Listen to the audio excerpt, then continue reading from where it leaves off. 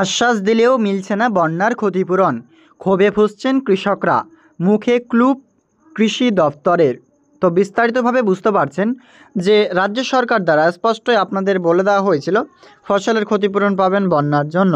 কি বলা হচ্ছে বিস্তারিত দেখুন। যে আশ্বাস মিলেছিল, করানো হয়েছিল শস্য বিমাও, কিন্তু 6 মাস কেটে যাওয়ার পরেও বন্যায় ক্ষতিগ্রস্ত কৃষকরা পাননি ক্ষতিপূরণ। ক্ষোভে ফুঁসছেন বন্যার কবলিত এলাকার কৃষকরা। রাজ্য সরকারের বিরুদ্ধে প্রতারণার অভিযোগ বিজেপি বিধায়কের। বন্যায় ভেসে গিয়েছিল হেক্টরের পর হেক্টর জমি, ব্যাপক ক্ষয়ক্ষতি হয়েছিল ফসলের।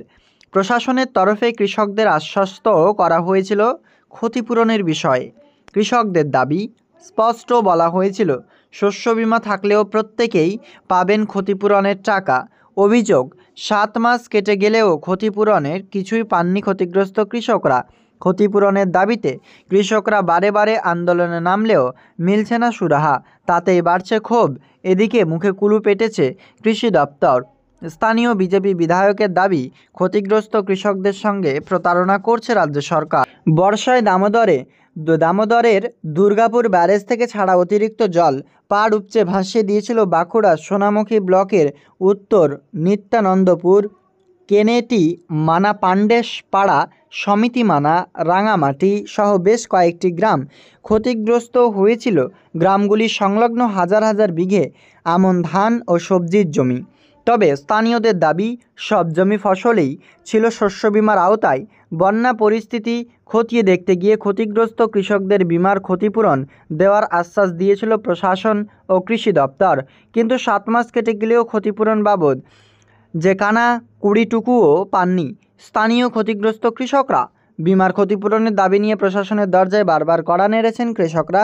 বিডিও অফিস থেকে ব্লক কৃষি আধিকারিকের দপ্তরে বিক্ষোভও দেখিয়েছিলেন, করেছেন পথ অবরোধও। তাদের দাবি, এত কিছুর পরেও ঘুম ভাঙেনি প্রশাসন ও কৃষি দপ্তরের, তাতেই বেড়েছে হতাশা।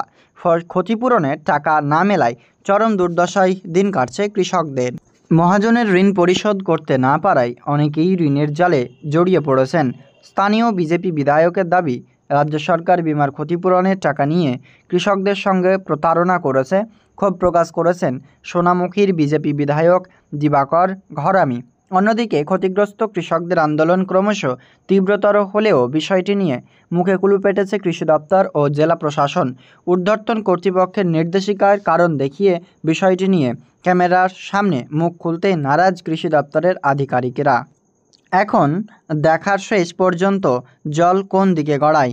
তো বর্তমানে বুঝতে পারছেন, বাংলা শস্য বিমা প্রকল্পে ফসলের ক্ষতিপূরণের জন্যই বাঁকুড়া জেলায় বিক্ষোভ, এবং এই নিয়ে কৃষি দপ্তরে অভিযোগ করবার পর এখনও পর্যন্ত মিলছে না। প্রায় 7-7টি মাস কেটে গিয়েছে কৃষকদের, এখনও ফসলের ক্ষতিপূরণ না মেলায় দুর্দশায় দিন কাটছে প্রত্যেক কৃষকদের, যেনারা ফসলের ক্ষতিপূরণের আওতায় এসেছেন।